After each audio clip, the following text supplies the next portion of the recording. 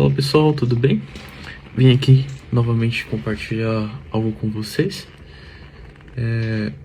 Hoje a gente vai falar sobre o pecado e sobre o porquê que as pessoas não conseguem se desvencilhar, não conseguem abandonar os antigos hábitos ou ainda sofrem com aquele pezinho atrás, né? Por exemplo, a pessoa quer avançar em Cristo, mas ao mesmo tempo ela fica travada, ela fica remoendo situações e revivendo situações pelo próprio pecado, né? Em Tiago 14:15 fala: cada um, porém, é tentado pelo próprio mau desejo, sendo por este arrastado e conduzido. Então esse desejo, tendo concebido, dá à luz o pecado, e o pecado, após consumado, gera a morte. E isso daqui é um fato, né? Porque cada um é conduzido pelo seu próprio desejo. Ou seja, Satanás, ele sabe o que tenta o seu coração, o que seu coração está inclinado, onde seus olhos estão indo. Ele sabe aquilo que é mais íntimo do seu coração. Ele entende muito bem, talvez até melhor do que você, os seus hábitos, a sua rotina. Então, é claro que ele vai te tentar através disso. Ele vai colocar situações para você reviver, vai colocar você diante de situações do qual você já foi liberto. E dentro disso, você vai viver um ciclo e vai questionar a Deus o porquê que você ainda está vivendo aquele ciclo.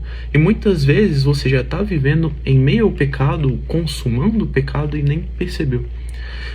Mas o pior dos casos não é nem quando você não percebe, é o fato de você perceber, você entender que está pecando, entender que você está em meio a algo que desagrada o coração de Deus. Você sente a consequência disso, mas você permanece por impulso. Você já não tem mais controle, você já não tem mais domínio da situação e você permanece pecando. Isso daí é o nível 2, né? Quando chega antes da iniquidade, que é quando nós pecamos e não sentimos mais nada, não sentimos mais repúdio, às vezes até defendemos o pecado, como a gente pode ver em muitas situações, principalmente em pecados sexuais. E nesse caso, a pessoa ela já não consegue voltar atrás e ela tem uma dificuldade sozinha, né? E para isso Deus ele nos conduz a estar em comunhão para que a gente consiga driblar essas situações em conjunto, principalmente se fortalecendo na fé, se fortalecendo em Cristo.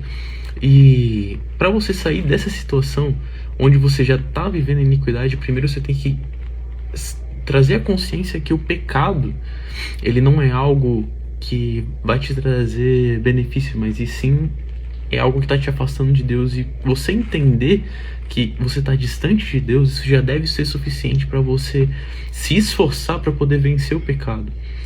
E pensando bem, não importa qual prazeroso seja o pecado, nada vai substituir a glória de Deus.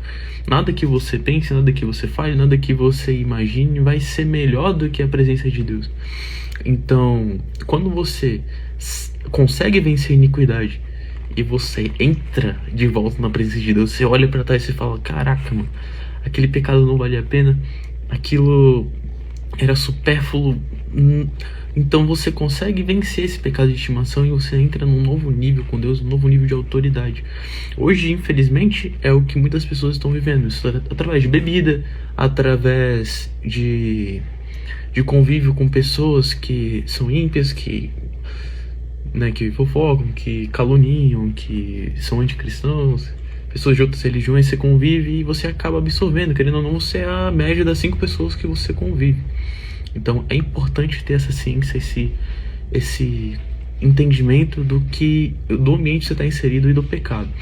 E Cristo é aquele que nos convence do pecado e do juízo. Então é importante que a gente se aproxime dele, busque a face dele, entre de cabeça na presença dele, porque ele vai clarificar nosso coração onde nós estamos errando, onde nós estamos pecando. Às vezes ele vai falar de forma que não vai te deixar dúvida, às vezes ele vai usar uma pessoa dependendo da distância que você esteja dele. Mas ele não está distante a menos do que um palmo de distância. Ele estica o braço, ele te toca. Você é que não consegue se mover em direção a ele, mas ele está na sua frente. E nesse momento você deve se conectar de volta, você deve olhar nos olhos dele de fogo e com certeza você será curado. Você só precisa pedir. Amém? E não existe nada melhor do que a presença de Deus. Não existe nada melhor nessa terra. Então, abandone o pecado e preste atenção no que está te conduzindo, aonde seus olhos estão indo. Isso é da vontade de Deus? Fica aí o questionamento.